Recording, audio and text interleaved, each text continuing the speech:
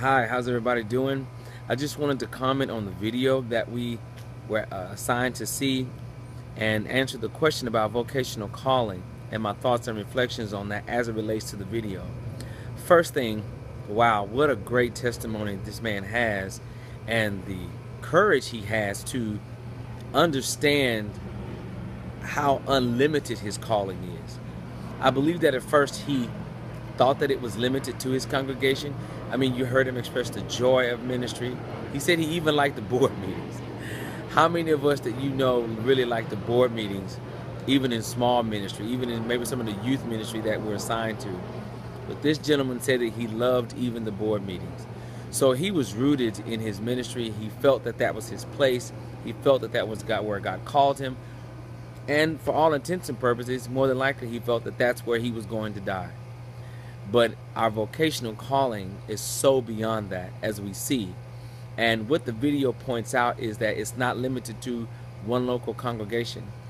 This gentleman begins to reach out to other people that he probably had not even come across as a result of his disease.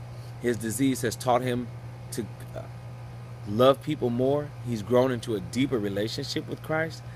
His vocational calling has not changed. He's still there to serve people, and more than likely even pastor people. We really don't know to what extent he's doing that now, but we realize that he's not in the office the same. He's not behind the desk. He's not behind the pulpit, but his vocational calling has changed tremendously. And for me, that was comforting.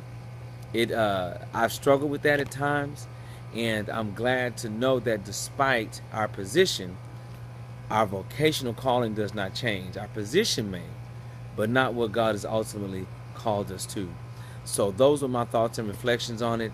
And in hindsight, we just want to really pray for this gentleman, because in going into the ministry, being a young minister, I can really see myself getting rooted and cemented in what I believe God has called me to do and losing focus. I pray that that does not happen, but watching this video has reminded me that my position, I don't have to stay there.